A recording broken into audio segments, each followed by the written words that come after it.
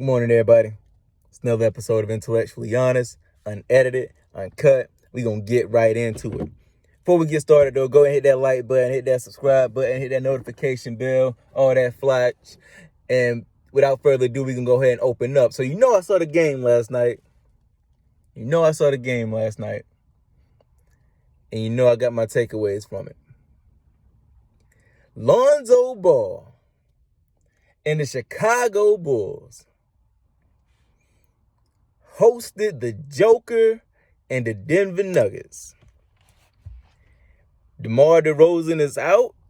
Alex Caruso is out. Javonte Green is out. And Vucevic is suspect. So what happened? I'm going to tell you what happened. The Bulls, for the first time this season, for the first time all year, I can honestly say, played the right way. They played Lonzo Ball brand basketball. I told y'all in a few videos back, go ahead and research the log. I told y'all in a few videos back that the isolation basketball, you can get wins and they've been winning, but the isolation basketball style only benefits two people on this team. There's only two players on this roster that style benefits, and that's LaVine and that's Rosen. That's it. Nobody else can win like that. Nobody else can play like that except LaVine and DeMar DeRozan. So unless you're going to sit and tell me with a straight ass face that the LaVine and DeRozan can will you through the playoffs playing that brand of basketball, and everybody else on the team is pretty much catch and shoot, you bugging. You wilding. This is what you saw last night is what I've been trying to get across, what I've been trying to express all season. When I say play Lonzo Ball brand of basketball, I don't mean Lonzo take all the shots. Lonzo gets all the assists. What I mean is everybody eats, because it's not based around breaking down your man. It's not, hey, Desumu, it's your turn. You break down your man. Hey, Vooch, you break down your man. It's not based on that. It's based on the ball having energy. The energy is with the ball movement. You know what I'm saying? And the more players' hands touch that ball, the more engaged these guys are, because they know at any given time they could catch the ball and be in position to score. So that's why you get games like last night. Let's get into these stats. I'm gonna get into my takeaways, but before I got the stats up, so I'm being factual. I'm gonna run through these stats real fast just to kind of give y'all an overview of what happened. Everybody in the starting lineup 8. Every single one in the starting lineup 8 playing the Lonzo Ball brand of basketball. Let's get into it.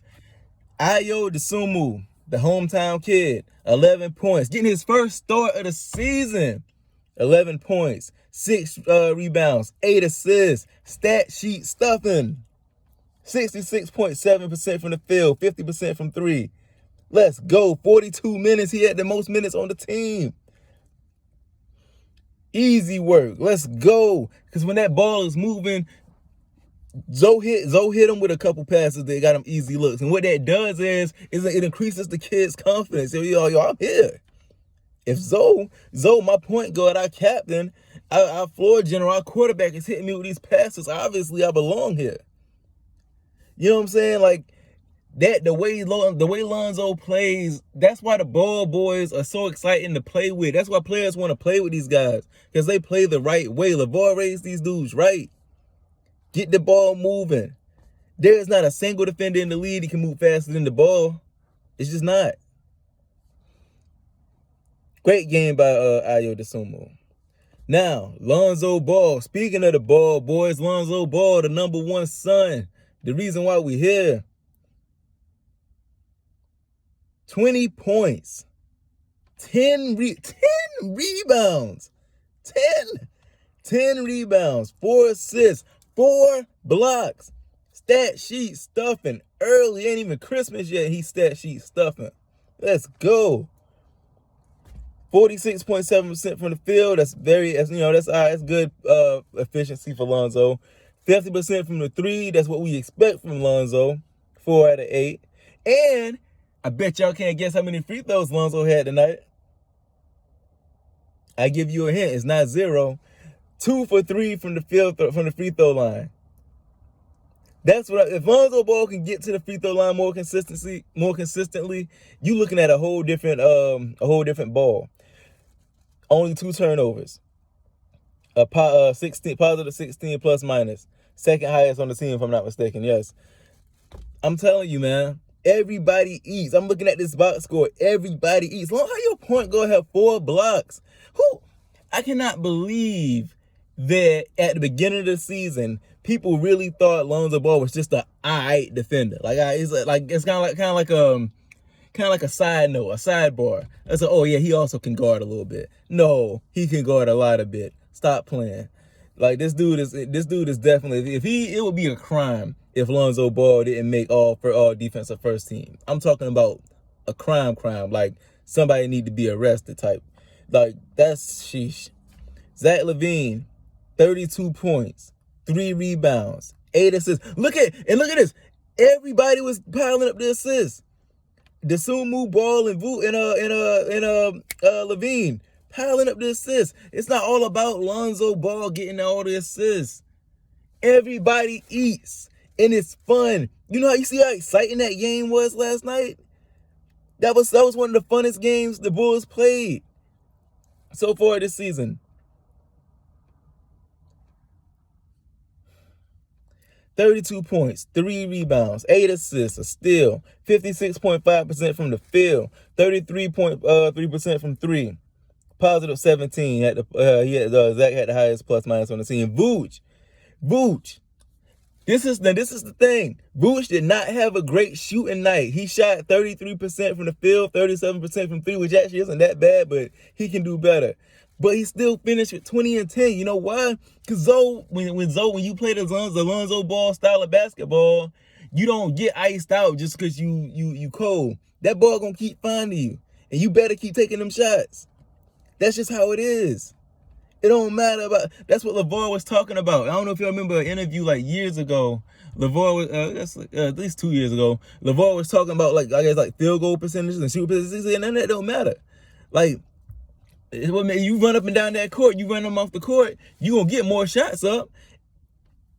You got a chance to make more shots, and that's more or less what you saw with Vooch.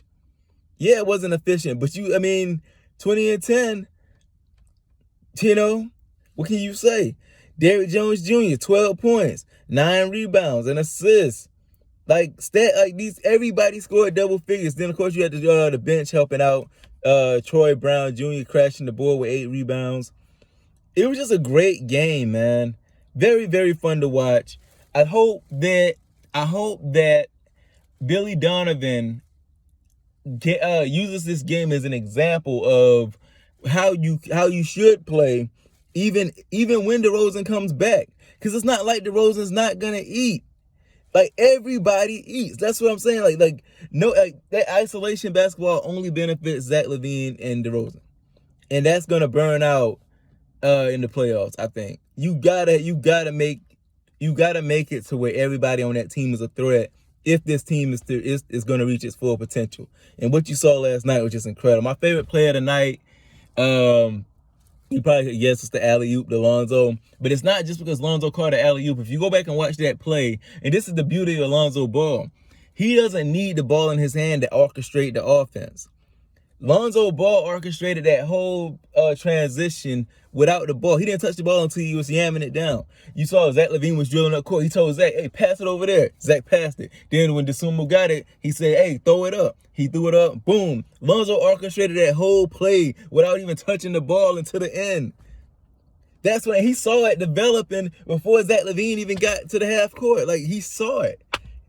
That's what I'm saying. You trust this dude. He was never a bust. He was never a scrub.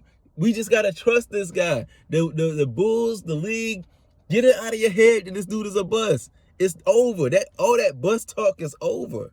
Lonzo Ball is the real deal. And it's time for us to accept it. And the Bulls, I'm telling you, if this team is to reach its full potential, this is how they need to play. So those are the stats. Without further ado, let's get into this takeaway. I got about maybe 3 takeaways from this. First takeaway is Lonzo Ball is the key that makes everything go. I said it in a video, maybe a few videos ago, and it kind of goes without saying if you've really been tapped into what I've been saying all along. Lonzo Ball is the key to this team, to unlocking this team. What you saw last night, when Billy Donovan got Lonzo Ball, he said, "Hey, you just run, and we'll have to adjust to your speed." Last night, that was them adjusting to Lonzo Ball's speed, and they need to stay at that speed. I mean, come on, man. They need to stay at that speed. The Bulls need to stay at Lonzo's speed, like they did last night. And I guarantee you, they will start running teams off the floor. It won't be close. They will start running teams off the floor. They got the horses to do it. They got the bulls to do it, so to speak. You know what I mean? So that's my first takeaway. Lonzo Ball, Lonzo Ball's the key. They've been playing really, really well with DeMar DeRozan ISO ball as their primary diet. But if they're going to take that next step and really become dangerous and really start putting fear in the hearts of teams know when they come in that arena, when they face the Bulls, when the Bulls come to town, that they're going to have to run all night. That's how you need to play right there. It was close for a while. This game was close for a while. Nuggets got tired. They got tired. The Bulls didn't get tired. They got the guns to do it. You play that Lonzo Ball style, that ball start hitting, that ball gets energy. Come on. So that's my first takeaway. Lonzo Ball is the key to everything, and this is how they need to play even when DeRozan comes back. Second takeaway is Ayo Dosunmu may need to take Javonte Green's spot. I love Javonte Green. He played for the Green, a couple seasons ago, played for my Celtics. So I know about Javonte Green and I know what he does. I just think that what Ayo has shown, I mean, no matter what position this kid is put in, no matter what's asked of him, he tends to rise to the occasion to some degree. And I just he's showing that he's too talented to not have that starting spot. He's bigger than Javonte Green, so it's one of those things where he can make a little bit better. He can shoot a little bit better. The only thing Javonte Green might have on him is defense and athleticism. But I mean, the kid, I didn't know anything about this kid before the season started. I heard Bulls fans hyping him in Summer League, but I can't sit here and tell you with a straight ass face that I knew who the heck he was. But I've been very impressed, and I think that it's time to move him into that starting lineup. Let me know if y'all agree with that in the comments. Third takeaway, Zach LaVine and Lonzo, and this might be a bit of a hot. No, I'll say that for my last one. Third takeaway, I'll say that for my last one. Third takeaway is going to be this. The Bulls still need a power forward. I know that Derrick Jones Jr. stepped in and played really well at that spot last night. I just don't see that being a long-term solution. I'd much rather have, if he's going to play that role at all, I'd rather him play it with the second unit. But I do think that they need to go out and get somebody. Like a name that I keep hearing popping up is Marvin Bagley. I really like Marvin Bagley coming into the league. I think he has a lot of talent. And I think that would be a great move. While his value is low, while the hype is kind of cooled off on Marvin Bagley, I think that the Bulls need to try to make a move for him. Because I mean, and like I said, I'm rooting for Kobe White. I love to see players come back from injuries, but if we're being real, with Dosunmu, with Caruso, with Javonte Green, with DJJ even, I mean, you don't really need Kobe. I mean, you don't really need him. Not as bad as you need to get a center or a power forward.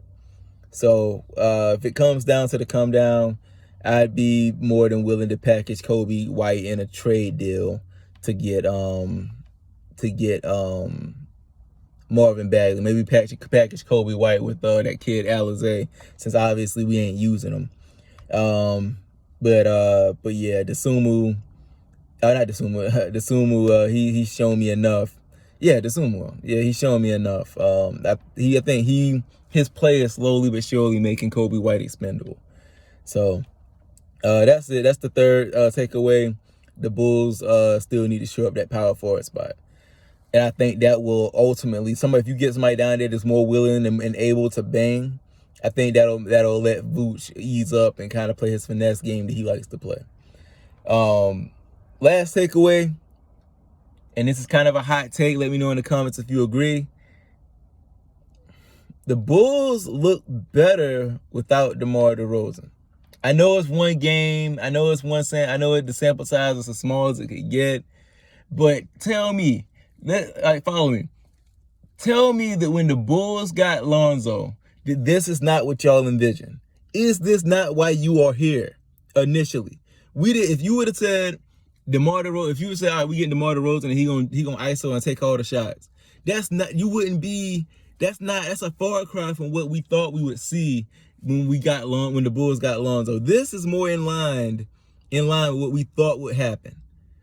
Look at this stat. Look at that box score. That is beautiful stuff. Look at that box score, man.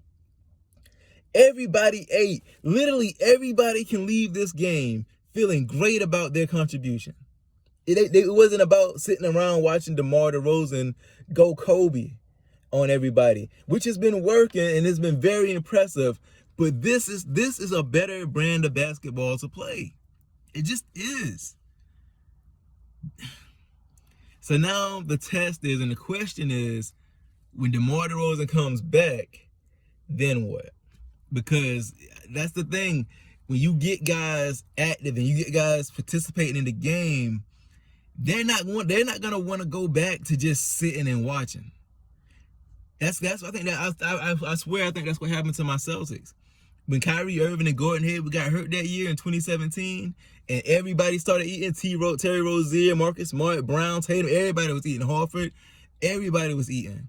Then when Kyrie came back, and it turned into everybody just watching Kyrie dribble for 15 seconds. And now you see where the Celtics are. This is the brand of basketball that this team needs to play. And this is the brand of basketball that I thought I would see.